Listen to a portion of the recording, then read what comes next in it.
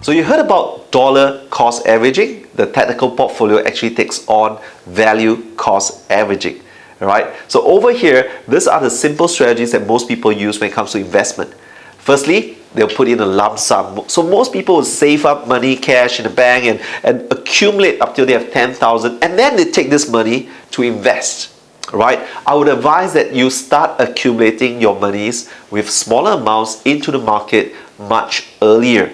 So you start to learn about investment with smaller amount of money. So not lump sum and then you start putting in market. Because this is the problem. When you put in market using a lump sum strategy, you go to market and short term, market is volatile, higher risk. What happens? Market crash. So when that happens, your funds comes down. Now how would you feel as an investor? Market come down, how do you feel? You feel sad because you look at your funds as red. I've lost money, right?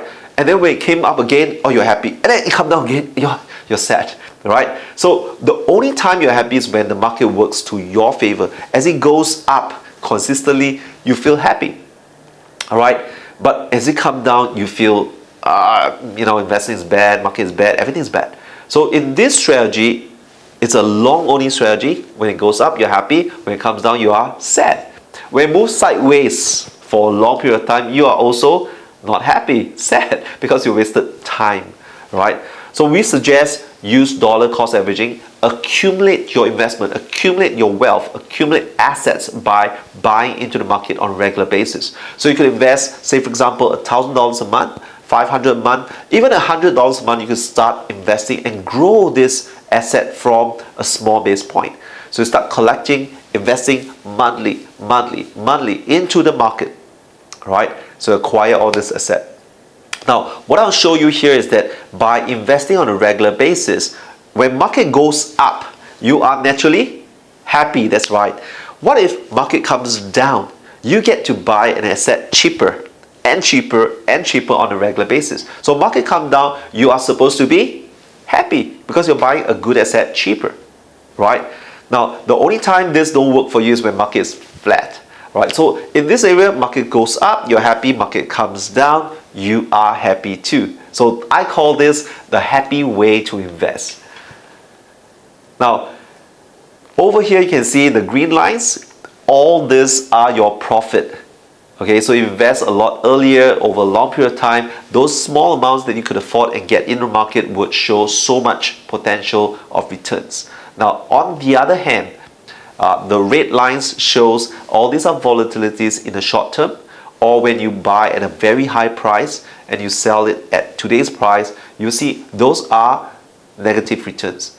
Now, if you do dollar cost averaging, you see a lot more good returns over losses. All right. Now, over here we have got experience that clients or students say, "Hey, Paul, should I stop my RSP when the market start dipping?"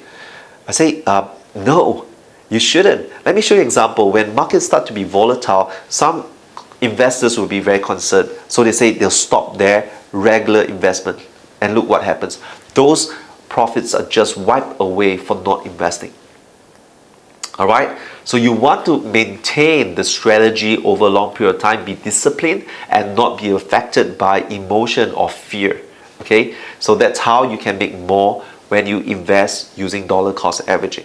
But here I'm going to teach you another strategy. It's called value cost averaging. Right, you heard of dollar cost averaging, but you may not have heard about value cost averaging. Now, value cost averaging can only work when you have tactical funds and reserve funds. Right, so this is where as you're working, as you're economically active, you still make money, right? You still amass cash in the bank.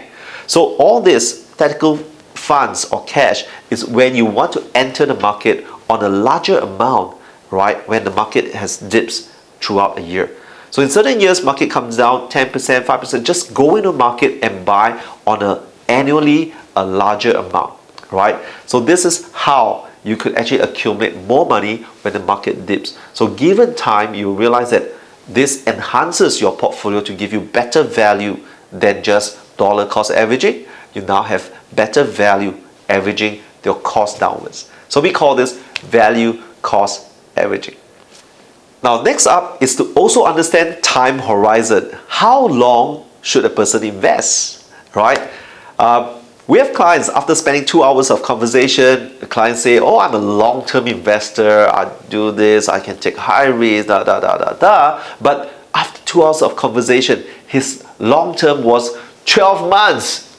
I flipped, right? So I was shocked because 12 months is not long-term when it comes to investing. 12 months could be long-term for speculation. 12 months could be long-term for, even things like fixed deposit every 12 months, it matures. But when it comes to investing, 12 months is short-term, right? So short-term investment, very high risk. We tend not to advise on short-term investment, speculation, or day trading. It's just a nice term, right? So over here, you need to understand your investment time horizon. So this is a common failure. So how to avoid that? Understand your investment time horizon. And first of all, I'm going to show you this, and we are looking at average life expectancy. Why are we looking at this chart? It's because basically, as long as you're alive, you got breath and money, trust me, you would still want to grow your wealth. You can look at a lot of examples, your parents, your grandparents, they still want to find ways to grow their wealth, right? So you can look at prime ministers in Singapore, in other countries. At their age, are they still investing money? Yes, they are, right? So they're still wanting to grow their wealth as long as you're alive and have money. So if that is true, then your investment time horizon should be as long as your life expectancy. So let's look at life expectancy for now, right? So for male, our average life expectancy, it's about 82 years, right? For female, what is their average life expectancy? It's 88 years, and that's scary. That's a long time, right? In the distant past, life expectancy is about 65, 70. Today, we're looking at 80, 85, right, to 88. So the average life expectancy globally, right, or I wouldn't say globally. So the average life expectancy, top 10 countries with the longest life expectancy. Look at this chart, right? Singapore is very high up globally, right? So we are currently ranked number 5. The last previous year, we are ranked number 3. So this thing keeps changing, but it's growing very fast, right? Today, average life expectancy on the top 10 list is 84.6 years. So easily we could live to 84, 85 years old. So 84.6 is a good average. In Singapore, 84 years old is average, meaning to say there are people who live much longer than that average. So you want to be prepared for that. All right, so you still want to invest in your money, you still want to make it grow, you still want to make sure your money is working hard, especially during your retirement. All right, so that's your investment time horizon. That's the duration that you know that you will still be investing. Now, once you know that, you need to know the other area is inflation, right? We want to understand inflation. Why you want to invest is you want to fight this beast called inflation. You want to fight this beast that actually grow much faster than your money, right? So again, let's look at inflation. To understand inflation, let's look at the example, price of water. All right.